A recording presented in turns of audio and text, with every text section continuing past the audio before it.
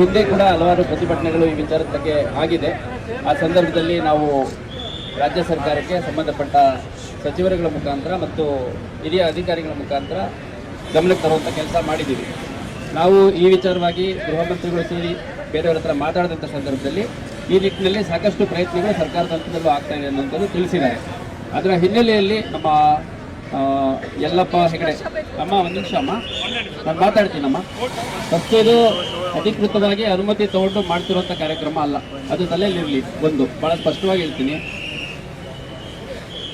ಇನ್ನು ತಮ್ಮ ವಿಚಾರಗಳೇನಿದ್ದಾವೆ ಇಲ್ಲಿರುವಂಥದ್ದು ಓದಿ ತಿಳ್ಕೊಬೇಕಾಗಿಲ್ಲ, ನನಗೆ ಎಲ್ಲ ವಿಚಾರಗಳು ಗೊತ್ತಿದೆ. ಇಲ್ಲಿ ಪ್ರತಿಭಟನಾಕಾರರು ಯಾವ ಉದ್ದೇಶಕ್ಕೆ ಅವ್ರು ನಿಮ್ಮನ್ನೆಲ್ಲ ಗಮನ ಸೆಳೆಯುವಂಥದ್ದು ಮತ್ತು ಇದರಿಂದ ಸರ್ಕಾರದ ಗಮನ ಸೆಳೆಯುವಂಥ ಪ್ರಯತ್ನ ಮಾಡೋ ಉದ್ದೇಶ ಇದೆ. ಆ ಎಲ್ಲ ವಿಚಾರಗಳು ನನ್ನ ಗಮನದಲ್ಲಿದೆ ಮತ್ತು ಸಂಬಂಧಪಟ್ಟ ಅಧಿಕಾರಿಗಳು ಹಾಗೂ ಸರ್ಕಾರದ ಹಂತದಲ್ಲಿ ಯಾರು ಇದ್ರ ಬಗ್ಗೆ ನಿರ್ಣಯ ತಗೋಬೇಕು ಅವ್ರಿಗೂ ಕೂಡ ಈ ವಿಷಯ ಗಮನದಲ್ಲಿದೆ.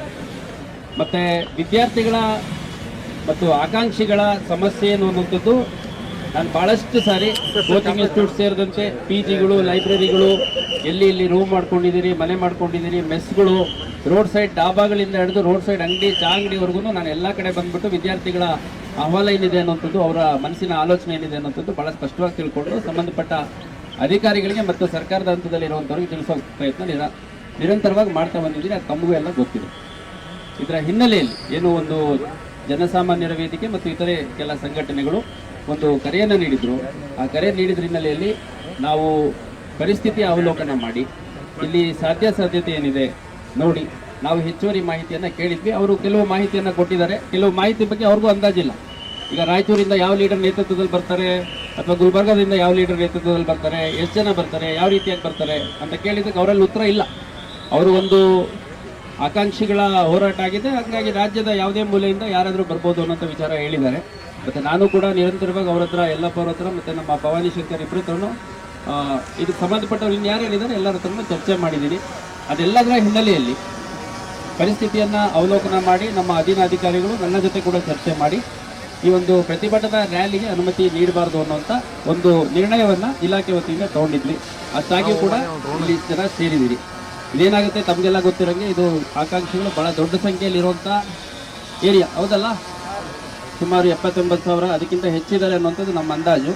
ಇಲ್ಲಿ ಕೇವಲ ಕೋಚಿಂಗ್ ಇನ್ಸ್ಟಿಟ್ಯೂಟ್ಗಳಲ್ಲಿ ಬಂದಿರ್ತಾರೆ ಅಂತಲ್ಲ, ಇಲ್ಲಿ ರೂಮ್ ಮಾಡಿಕೊಂಡು ಭಾಳ ಕಷ್ಟಕರ ಪರಿಸ್ಥಿತಿಯಲ್ಲಿ ದಿನದಲ್ಲಿ 3 ಹೊತ್ತು ಊಟ ಮಾಡ್ದಲ್ಲೇ 1-2 ಹೊತ್ತು ಊಟ ಸ್ಕಿಪ್ ಮಾಡಿ ಓದ್ತಿರುವಂಥ ವಿದ್ಯಾರ್ಥಿಗಳು ಕೂಡ ಇಲ್ಲಿದ್ದಾರೆ, ಆಕಾಂಕ್ಷಿಗಳು ಕೂಡ ಇದ್ದಾರೆ. ಅದ್ರ ಬಗ್ಗೆ ನನಗೆ ನಾನು ಹತ್ತಿರದಿಂದ ನೋಡಿದ್ದೀನಿ. ಹಾಗಾಗಿ ಈ ವಿಷಯ ಏನಿದೆ, ಈ ವಿಷಯದ್ದು ರೆಪ್ರೆಸೆಂಟೇಷನ್ ಏನಿದೆ ಅದನ್ನು ನನಗೆ ಕೊಡಿ. ಅದನ್ನು ನಾನು ಜಿಲ್ಲಾಧಿಕಾರಿಗಳ ಮುಖಾಂತರ ಸಂಬಂಧಪಟ್ಟ ಯಾರಿದ್ದಾರೆ ಹಿಂದೆ ತಲುಪಿಸ್ತೀವಿ. ಇದ್ರ ಬಗ್ಗೆ ಸಾಕಷ್ಟು ಈ ನಿಟ್ಟಿನಲ್ಲಿ ನಿರ್ಣಯಗಳಾಗ್ತಾ ಇದ್ದಾವೆ. ಯಾಕಂದರೆ ನನಗೆ ಹಿಂದೆ ಇತ್ತೀಚೆಗಷ್ಟೇ ಗೃಹ ಸಚಿವರು ಬೆಳಗಾವಿಯಲ್ಲಿ ಒಂದು ಸಭೆ ತಗೊಂಡಿದ್ರು ಸೆಷನ್ ರಿಲೇಟೆಡ್ ಸಂದರ್ಭದಲ್ಲಿ ಧಾರವಾಡ ಸೇರಿದಂತೆ ಬೇರೆ ಬೇರೆ ಭಾಗಗಳಿಂದ ಆಕಾಂಕ್ಷಿಗಳು ಭಾಳ ದೊಡ್ಡ ಸಂಖ್ಯೆಯಲ್ಲಿ ಬೆಳಗಾವಿಗೆ ಬಂದ್ಬಿಟ್ಟು ಸೆಷನ್ ಸಂದರ್ಭದಲ್ಲಿ ಸರ್ಕಾರದ ಗಮನ ಸೆಳೆಯುವಂಥ ಪ್ರಯತ್ನ ಮಾಡ್ತಾ ಇದ್ದಾರೆ ಅನ್ನುವಂಥ ವಿಷಯ ಚರ್ಚೆ ಆದಾಗ ಏನೆಲ್ಲ ಪ್ರಯತ್ನಗಳು ಮಾಡಿದ್ದಾರೆ ಅಂತಂದು ಅಂದರೆ ಅದು ಕ್ಯಾಬಿನೆಟಲ್ಲಿ ಡಿಸ್ಕಷನ್ ಆಗಿರುವಂಥದ್ದು, ಮತ್ತು ಸಂಬಂಧಪಟ್ಟ ಇಲಾಖೆಗಳ ಮಂತ್ರಿಗಳ ಹಂತದಲ್ಲಿ ಮುಖ್ಯಮಂತ್ರಿಗಳು ಚರ್ಚೆ ಮಾಡಿರುವಂಥದ್ದು, ಆಮೇಲೆ ಆ ಸಂಬಂಧಪಟ್ಟ ಇಲಾಖೆಗಳ ಹಿರಿಯ ಅಧಿಕಾರಿಗಳಿಂದ ಮಾಹಿತಿ ತೆಗೆದುಕೊಂಡು ಎಲ್ಲೆಲ್ಲಿ ವೇಕೆನ್ಸಿ ಇದೆ ಅನ್ನೋದ್ರ ಬಗ್ಗೆ ಎಲ್ಲ ಚರ್ಚೆ ಮಾಡಿ FD ಅವ್ರ ಹತ್ರ ಚರ್ಚೆ ಮಾಡಿ ಸಾಕಷ್ಟು ಪ್ರಗತಿಯನ್ನು ಮಾಡ್ತಾ ಇದ್ದಾರೆ. ಮತ್ತು ಅವರು ಭಾಳ ಸ್ಪಷ್ಟವಾಗಿ ಹೇಳೋದು ಒಳ ಮೀಸಲಾತಿ ಇಶ್ಯೂ ಇದ್ದಿದ್ದರಿಂದ ಸ್ವಲ್ಪ ಡಿಲೇ ಆಯಿತು. ಅದಕ್ಕೆ ಪೂರಕವಾಗಿ ಏನು ಏಜ್ ರಿಲ್ಯಾಕ್ಸೇಷನ್ ಕೊಡಬೇಕು ಅಂತಂದು ಸರ್ಕಾರ ನಿರ್ಣಯ ತೊಗೊಂಡಿದೆ, ಅದೆಲ್ಲ ನಿಮಗೆ ಗೊತ್ತಿದೆ. ಇದೆಲ್ಲದರ ಹಿನ್ನೆಲೆಯಲ್ಲಿ ಈಗ ಸೇರಿದ್ದೀರಿ, ಇಷ್ಟು ಜನ ಶಾಂತಿಯುತವಾಗಿ ಸೇರಿದ್ದೀರಿ. ತಮ್ಮ ಎಲ್ಲ ವಿಷಯಗಳನ್ನು ಸಂಬಂಧಪಟ್ಟ ಇಲಾಖೆಗೆ, ಸಚಿವರಿಗೆ ಮತ್ತು ಜಿಲ್ಲಾಧಿಕಾರಿಗಳ ಮುಖಾಂತರ ಗಮನಕ್ಕೆ ತರುವಂಥ ಕೆಲಸ ಮಾಡ್ತೀನಿ. ಒಂದು ಎರಡನೇದು ಭಾಳ ಸ್ಪಷ್ಟವಾಗಿ ಹೇಳ್ತೀನಿ, ಈ ಪ್ರತಿಭಟನಾ ರ್ಯಾಲಿ ಏನಿದೆ ಇದು ಅನುಮತಿ ಇಲ್ಲದೆ ಇರುವಂಥದ್ದು. ಅನುಮತಿ ಇಲ್ಲದಲೇ ಇದು ಇಷ್ಟು ಜನ ಸೇರಿದಂಥ ಸಂದರ್ಭದಲ್ಲಿ ಇದು ಅನ್ಲಾಫುಲ್ ಅಸೆಂಬ್ಲಿ ಅಂತ ಕನ್ಸಿಡರ್ ಆಗುತ್ತೆ. ಪ್ರಿವೆಂಟಿವ್ ಅರೆಸ್ಟ್ ಒಂದು ಪ್ರಾವಿಷನ್ ಇದೆ, ಇನ್ನೊಂದು ನಂತರದಲ್ಲಿ ಕೇಸಸ್ ಮಾಡೋಂಥ ಪ್ರಾವಿಷನ್ ಇದೆ. ಈಗ ಆರ್ಗನೈಸರ್ಸು ಮಾಡ್ತಿರೋ ಹೋರಾಟ ಸರಿ, ಆದರೆ ಕಾನೂನು ಭಂಗ ಆದಂಥ ಸಂದರ್ಭದಲ್ಲಿ ನಾವು ಪ್ರಕರಣ ದಾಖಲು ಮಾಡ್ಕೋಬೇಕಾಗತ್ತೆ. ಅದರಿಂದ ವಿದ್ಯಾರ್ಥಿಗಳಿಗೆ ತೊಂದರೆ ಆಗಬಾರ್ದು ಅನ್ನೋ ಉದ್ದೇಶದಿಂದ ನಾನು ಎಲ್ಲರಿಗೂ ನಮ್ಮ ವಿಷಯಗಳೇನಿದೆ ಸರ್ಕಾರದ ಹಂತಕ್ಕೆ ತರುವಂಥ ಕೆಲಸ ಮಾಡ್ತೀನಿ. ನಾವು ಈಗಲೇ ಇಲ್ಲಿಂದ ಡಿಸ್ಪರ್ಸ್ ಆಗಬೇಕಾಗುತ್ತೆ, ಇಲ್ಲಾಂದರೆ ನಾನು ಪ್ರಿವೆಂಟಿವ್ ಅರೆಸ್ಟ್ ಮಾಡೋಂಥದ್ದು ಮಾಡಬೇಕಾಗುತ್ತೆ. ಒಂದು ಎರಡನೇದು ಪ್ರತಿಭಟನಾ ರ್ಯಾಲಿ ಮಾಡ್ತೀವಿ, ರ್ಯಾಲಿ ಮಾಡಿಬಿಟ್ಟು ಶಾಂತವಾಗಿ ಹೋಗ್ತೀವಿ, ಸಿಂಗಲ್ ಲೈನಲ್ಲಿ ಹೋಗ್ತೀವಿ, ಮೌನವಾಗಿ ಹೋಗ್ತೀವಿ.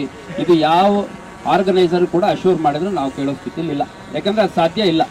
ಯಾಕಂದರೆ ನಾವು ಆ ಕಡೆ ಸೈಡ್ ಆಕಾಂಕ್ಷಿಗಳಾಗಿ ವಿದ್ಯಾರ್ಥಿಗಳಾಗಿದ್ದವ್ರೆ, ನೀವು ಆರ್ಗನೈಸರ್ಸ್ ಹೇಳಿದ ರೀತಿಯಲ್ಲಿ ನಡ್ಕೊಳ್ಳುವಂಥದ್ದು ಆಗೋದಿಲ್ಲ ಅದು. ಮತ್ತೆ ಇದು ಏರಿಯಾನೇ ವಿದ್ಯಾರ್ಥಿ ಸಮುದಾಯ ಬಹಳ ದೊಡ್ಡ ಸಂಖ್ಯೆಯಲ್ಲಿ ಇರೋದ್ರಿಂದ ಇಲ್ಲಿ ದಾರಿಲಿ ಹೋಗ್ಬೇಕಾದ್ರೆ ಯಾರಾದರೂ ಸಣ್ಣ ಮಿಸ್ಚೀಫ್ ಮಾಡಿದ್ರು ಅದು ಇಡೀ ವಿದ್ಯಾರ್ಥಿ ಸಮುದಾಯಕ್ಕೆ ಕೆಟ್ಟ ಹೆಸರು ಬರ್ತದೆ.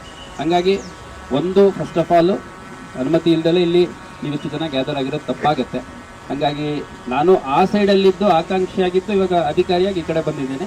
ಆ ಒಂದು ಕಳಕಳಿಯಿಂದ ಹೇಳ್ತಾ ಇದ್ದೀನಿ, ನಿಮ್ಮೆಲ್ಲ ವಿಷಯಗಳೇನಿದೆ ಸಂಬಂಧಪಟ್ಟವ್ರಿಗೆ ತಿಳಿಸುವಂಥ ಕೆಲಸ ಮಾಡ್ತೀವಿ. ಮತ್ತು ಯಾರು ಆರ್ಗನೈಸರ್ಸ್ ಇದ್ದಾರೆ 4-5 ಜನ ಬನ್ನಿ, ನಾನು ಜಿಲ್ಲಾಧಿಕಾರಿಗಳ ಹತ್ರ ಅವರು ಬೇರೆ ಬೇರೆ ಕೆಲಸದಲ್ಲಿದ್ದಾರೆ. ಯಾಕಂದರೆ ಕಾರ್ಯಕ್ರಮ ಇವತ್ತು ಅನುಮತಿ ಇಲ್ಲ ಅನ್ನೋ ಕಾರಣಕ್ಕೆ ಅವ್ರು ಬೇರೆ ಬೇರೆ ಕೆಲಸದಲ್ಲಿ ಬಿದ್ದಿದ್ರು.